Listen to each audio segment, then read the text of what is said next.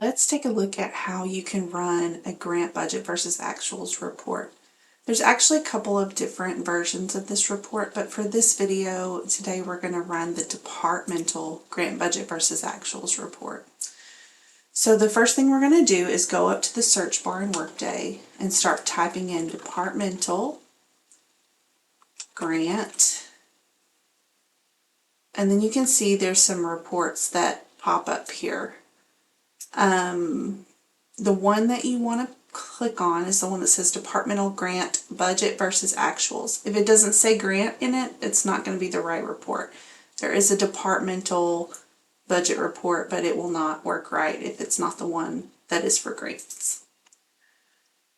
So when this window pops up, you're just going to start filling in the information that you need, that in the spaces that have the red asterisks. Our company is always going to be UADA. If you type in UADA and hit enter, there's a couple things that pop up here, but we want to pick Division of Agriculture. And then you want to put in whatever grant number that you want to look at. So today we're going to use GR 023885 as an example. So when you type that in and hit enter, the grant number pops in there. The budget structure and the time period, you probably can leave the way it defaults. It should say award budget structure object class. That's the typical one that we normally use.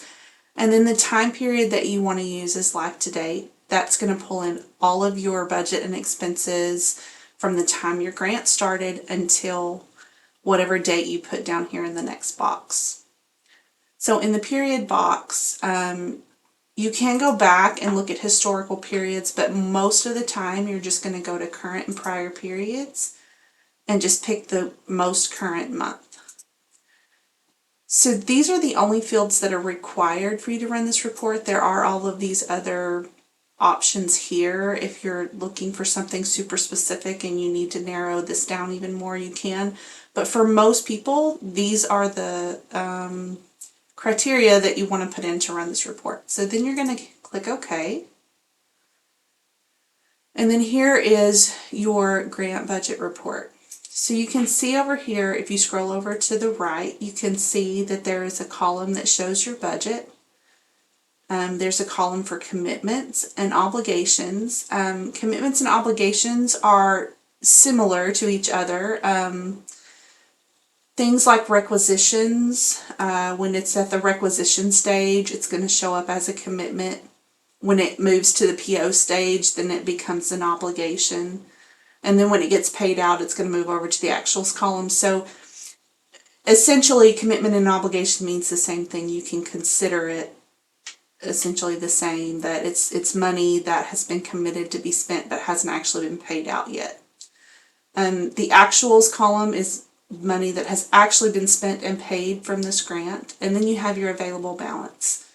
Your available balance includes all of these columns, so your available balance is going to show you your budget minus what's in commitments, minus what's in obligations, minus what's in actuals. So if you do have commitments and obligations, they do impact your available balance over here to the far right. One of the greatest things about Workday is these blue numbers are clickable. Anything that's blue you can click on in Workday. So, and get more information. So let's say we want to see what these travel expenses are. We can click on that number and it's going to pop up the screen to show us what these specific travel expenses are. You can click on the expense report and you can see the actual expense report details. So you can drill down into your expenses and you can see exactly what they are, which is great when you need to remember something, or when you need to find a receipt for something, or maybe you just look at something and go, I don't know if that belongs here, and you want to double check and make sure that that really belonged on that grant. The other thing about this is you can, in Workday, you can use this little Excel button and it's going to export details to Excel.